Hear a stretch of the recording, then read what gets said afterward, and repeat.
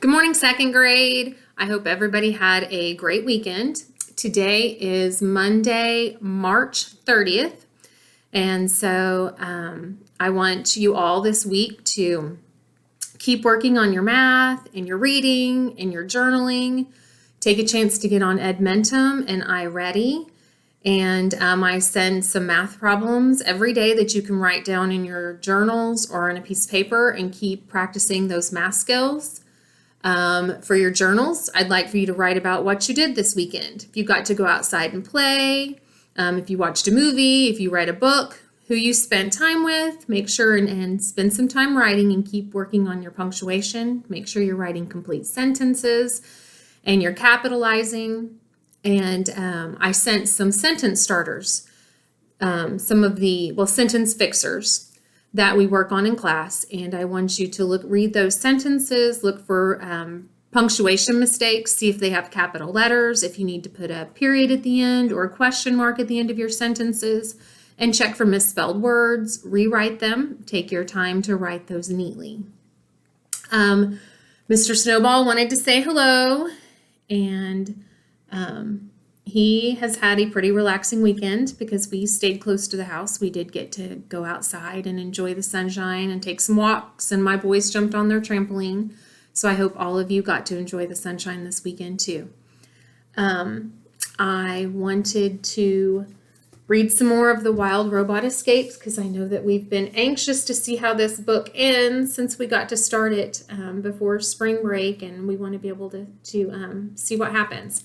When we were reading it last week, Roz and Bright Bill had gotten separated, and Roz made it to the city, but she was scared and she was missing Bright Bill, and so she found the pigeons because she knew that Bright Bill was friends with the pigeons. And she met a pigeon named Strutter who was going to help her to locate Bright Bill. And so we start with chapter 74 today. And the title of this chapter is The Sky. So I'm going to read some more of The Wild Robot Escapes. Hours passed, and the sun set in the west. More hours passed, and the eastern sky began to glow. Roz spent that whole night in the park, waiting for Strutter to return with Bright Bill, but there was no sign of them. In fact, there weren't any birds in the park at all. Roz couldn't let those thoughts distract her. She needed to stay alert. The park ranger robot had seen her once or twice already, and now she heard his footsteps wherever she went.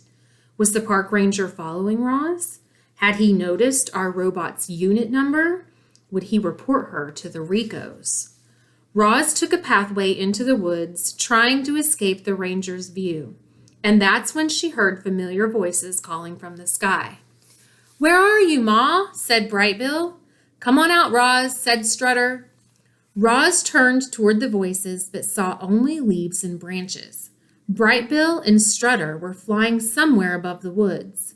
She wanted to call back to them, but the park ranger was still trailing her. Instead, she followed the sounds of their voices as they glided over the treetops. But then there came a new sound, a buzzing sound. It grew louder and closer. Air started blasting down from the sky, and when Roz looked up, she saw a white, triangular airship floating above her. Chapter 75, The Ricos. 3 robots zipped down from the airship on cables. The ground shook as their heavy feet slammed against the cobblestones. Then they stood side by side, forming a wall, with their eyes locked on Roz. They were Rico 4, Rico 5, and Rico 6. Because remember, Roz defeated Ricos 1, 2, and 3 when she was still on the island. "Hello, Rosum Unit 7134. We are the Ricos. Please come with us." The robotic voice belonged to Rico 4. He and his partners waited for their target to come forward, but Roz didn't move. She knew how dangerous the Ricos could be, and so did her son. From somewhere in the sky, Bright Bill's frightened voice cried out, "Run, Mama, run!" So Roz ran. She dashed up the pathway and leaped into the woods. Without crunching a weed, without rustling a leaf, the robot vanished into the thick foliage. The Ricos weren't concerned. They had other ways of tracking her, or so they thought. Their blocky heads swiveled from side to side, scanning the woods for Roz's electronic signal.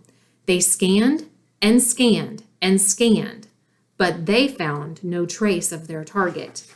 Here was a picture of the Ricos as they were descending from the airship, and they were approaching Roz to try to detain her. Chapter 76, The Morning. A steady stream of foot traffic was flowing past the park that morning. Several pairs of eyes noticed a Rosum robot running out from the trees. They watched as she looked around and then started marching along the sidewalk with the rest of the crowd. Roz had lost the Ricos back in the woods, but she knew they wouldn't stop searching for her. She needed to blend in with the normal robots on the street. So when she came upon a work crew marching toward a construction site, she tried to join the end of the line. But the crew immediately halted and turned to face her. Our robot stepped backwards, away from the crew, and bumped into a young woman. "I am sorry," said Roz, gently grasping the woman's shoulder. "Get your hands off me. Whose robot is this? There's something wrong with her." Everyone stopped and stared. Humans pointed. Automobiles slowed. There were whispers about a defective robot on the loose. And then the white triangular airship appeared. It floated out from between tall buildings and headed for our robot. Roz lurched forward and backward, again and again, trying to think of a plan, until a voice suddenly squawked behind her. "Follow us, Mama!" Brightbill and Strutter swooped past and the robot went racing after them. She wove through the crowd, sprinted down streets, leaped across intersections. Horns blared and humans screamed, and robots shuffled out of the way. The robots made one last turn and fluttered into a narrow side street. A group of tomcats were there, lurking in the shadows. They crouched and licked their lips and dreamed of feasting on the goose and the pigeon. Then the robot came stomping up and the cats hissed and scattered in every direction. Strutter pointed to a heavy circular panel set in the pavement and said, "Lift that up." Roz lifted the panel. Beneath it was a ladder that descended into a deep, dark hole. "Climb down there," said Strutter. "A friend of mine is expecting you." The robot looked from the pigeon to the goose. "Do what she says, Ma," cried Brightbill. "There's no time to waste." "But how will I find you again?" said Roz. "Just go." So Brightbill and Strutter were directing Roz to go down this hole. There's like a manhole, is what they call a cover in the ground. And so when she uncovered that cover, there was a ladder descending under the ground. So that's where Roz is heading right now, if you see the picture. Chapter 77, The Underground. Our robot was standing in a long, shadowy tunnel. Murky water trickled along the floor, and sour smells filled the air. Roz was below ground, in the city sewers. There was a squeak, and the robot's headlights flashed onto a crack in the wall. A rat's pointy face poked out. "You must be Roz," said the rat, wiggling its nose. "I hear you're in trouble." "That is correct," said the robot. "I need to get as far from here as possible." "I know where to take you," said the rat, and he started scampering down the tunnel. The rat knew the sewers better than anyone, but his short legs couldn't carry him very fast. So Roz carried him. She scooped him up, plopped him on her shoulder, and said, "Tell me where to run." With the rat squeaking directions in her ear, Roz stomped deeper into the underground.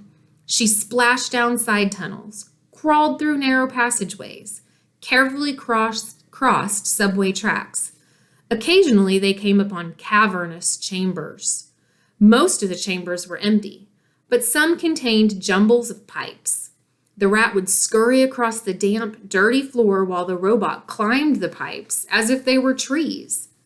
Mechanical sounds echoed out from some of the tunnels. Robot crews were hard at work. They spent their lives laboring below the city.